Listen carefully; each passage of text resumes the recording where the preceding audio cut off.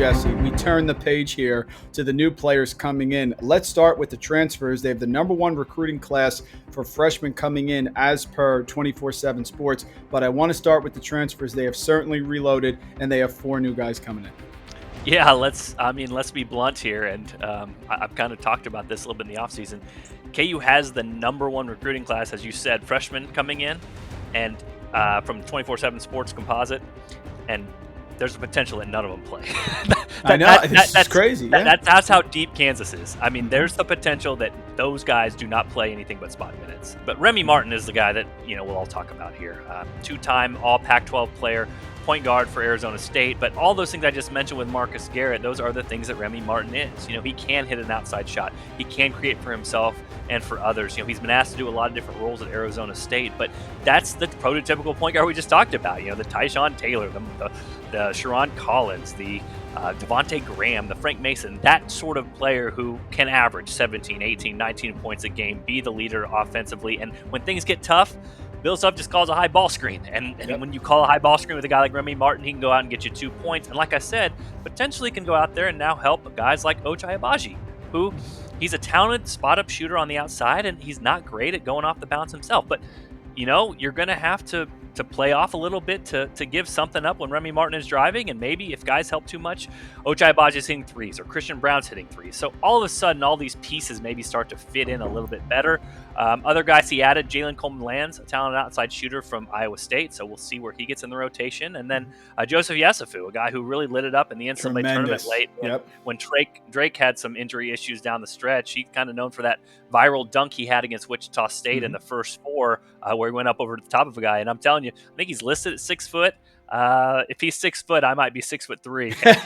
I think he's more eye to eye with me at 5'9". But again, has some explosiveness and obviously can hit some threes too, based off the numbers he's had. So Bill Self brought in all these pieces. Like I said, if you did not play a part in the rotation last year, you're probably not on Kansas's roster this year. And so you add that to all the other guys he brought in. Cam Martin, a Division II All-American for a couple years, a stretch 5 sort of player that Bill Self really hasn't had in the past. So a lot of options for Bill Self, and that's not even touching on the recruiting class, which we just talked about.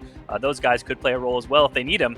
The question is whether they'll need him or not. The Sharon Collins comparison with Remy Martin is spectacular. They run the show. They're going to play hard on defense, and they can make a big shot when you need it. That is a tremendously deep group of transfers coming in. Joseph Yesufu was outstanding for Drake. I mean, injuries happen, and Drake could have went even further if they were healthy, but he stepped in and played very, very well. Now, the key is going to be for many coaches. I've talked to John Becker at Vermont. I've talked to Kermit Davis at Mississippi. They are having to blend transfers with the freshmen, and no one is going to have a harder job of that than Bill Self, because I'm looking here. You have 4 freshmen coming in here, Jesse, all 4-star recruits, all top 5 players in their particular states: Kansas, Texas, North Carolina, and here in New Jersey, of course. So talk about the freshmen. They're talented, but they're going to have to really be efficient in the minutes that they get. And so this will be fascinating because Bill Self has had players in the past where it's taken some time for them to get going. It's taken some time for them to learn the offense or what he likes or the system. I'm thinking of a guy like Kelly Oubre, who came in, started immediately, but sort of struggled for a while. And then after that, went to a bench role for a while. And then by the end of the season, really had picked it up, started to show flashes, and then he was a one-and-done player.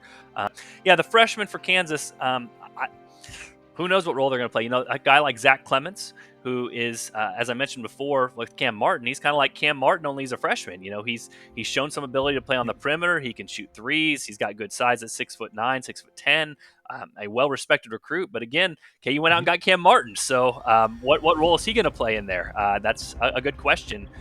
When it comes down to that, we got a guy like KJ Adams, who well-respected, a guy that, a lot of people were in on and very athletic. But again, what role will he play on Kansas? I don't know. It's to be determined. Yep. The reality is grabbing all this talent and bringing it in sounds great in theory, and fans love it in the offseason, coaches love it in the offseason, but there's only 5 guys who can play, and there's only one basketball. And I mean, is Remy Martin not going to get 33, 34 minutes? Is Ochai Agbaji not going to get 33, 34 minutes? I mean, you start losing the ability to put subs in very quickly unless Kansas has 2 or 3 injuries or has early transfers or something like that. So when it comes to this freshman class, I think it's an uphill battle. I mean, they're going to really have to show something early and show that they can not mess up and make other players better to get in the rotation, because otherwise, guys like that, I just mentioned Adams, Clemens, Bobby Pettiford, they got late, who was formerly a Louisville commitment.